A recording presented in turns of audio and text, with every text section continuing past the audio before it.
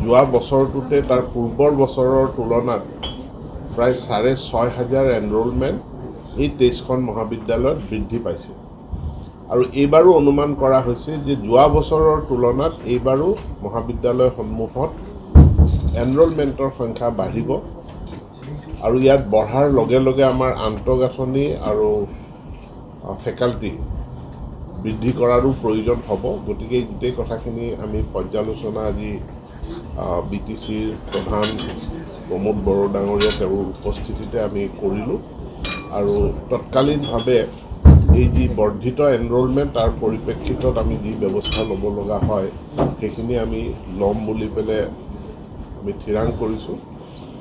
ইয়াৰ লগে লগে আমি বিদ্যালয় শিক্ষাৰ এতিয়াও পৰ্যালোচনা সভাসমূহ হ'বলৈ বাকী আছে।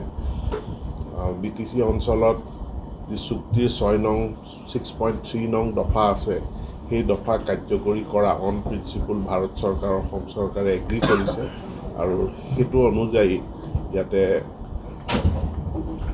ভেঞ্চাৰ বিদ্যালয় বা মহাবিদ্যালয় তাৰ প্ৰাদেশিকৰণৰ এটা ইছ্যু আছে।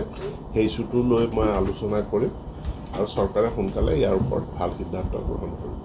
ইয়াত এটা ভুল বুজাবুজি হৈছে। কিছুমান মানুহে এটা ভুল বাৰ্তা দিলে যে আমি মাতৃভাষা মাধ্যম প্ৰত্যাহাৰ কৰিব বিচাৰিছোঁ। অসম চৰকাৰে ক'তো কোনো মাতৃভাষা মাধ্যম প্ৰত্যাহাৰ কৰাৰ কোনো সিদ্ধান্ত লোৱা নাই আৰু নলয়।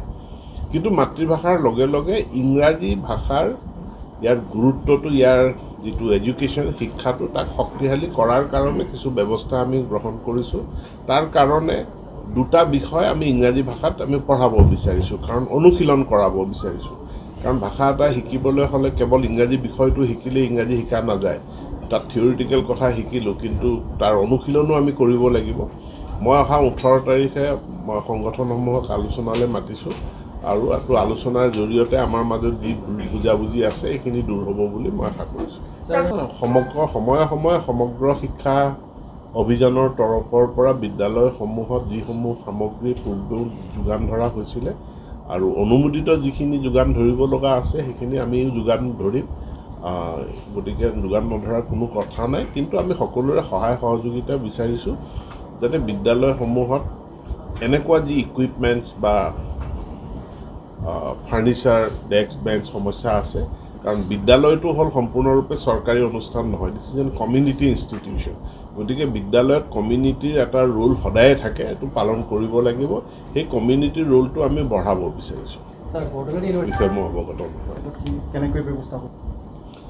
টেটটোতো এটা কোৱালিফাইং এক্সামিনেশ্যন। টেট পাছ কৰিলে চাকৰি পাব তেনেকুৱাতো কোনো কথা নাথাকে।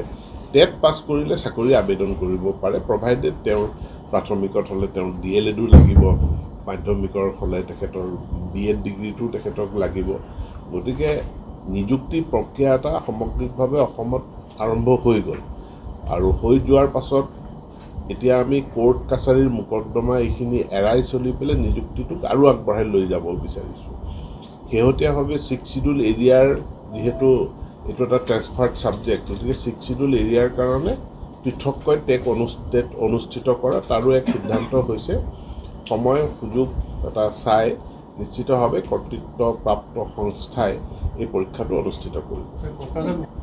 ইয়াৰ কাৰণে সময় লাগিব কিছু আৰু লগে লগে বহুখিনি আন্তঃগাঁথনি উন্নয়নো আমি কৰিব লাগিব। কলেজখনৰ নিজস্ব প্ৰয়াস এটাও লাগিব আৰু সেই প্ৰয়াসখিনি আৰম্ভ কৰিবৰ কাৰণে কৈছোঁ। ইউনিভাৰ্চিটি এখন এটা ৰাতিৰ ভিতৰত কৰি দিয়া নহয়, এটা দীঘলীয়া প্ৰক্ৰিয়াটোৰ আৰম্ভণি হৈছে। এটা BTRৰ ক্ষেত্ৰত এখন চুক্তি আছে, গতিকে সেই চুক্তি অনুযায়ী চুক্তিৰ 6.3 নং দফা 6.3 নং দফা 6.3 নং দফা অনুযায়ী এই প্ৰাদেশিকীকৰণখিনি বিবেচনা কৰা হ'ব।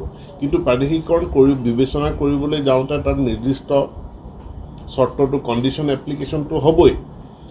বাকী অসমত 2017 চনৰ আইনৰ অধীনত আমাৰ প্ৰাদেশিকৰণৰ প্ৰক্ৰিয়া সম্পূৰ্ণ হয় আৰু তাৰ দ্বাৰা আমি এতিয়া দেখিছোঁ যে আমাক যিমান বিদ্যালয় লাগে তাতকৈ বহুত বেছি বিদ্যালয়ে আমাৰ আছে।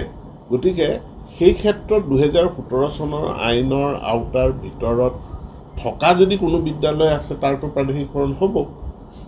যদি আওতাৰ ভিতৰত থকা কোনো বিদ্যালয় নাই, যিসমূহ বিদ্যালয় নাই সেইবিলাকৰ প্ৰাদেশিকৰণৰ কথাটো এতিয়া অহা নাই।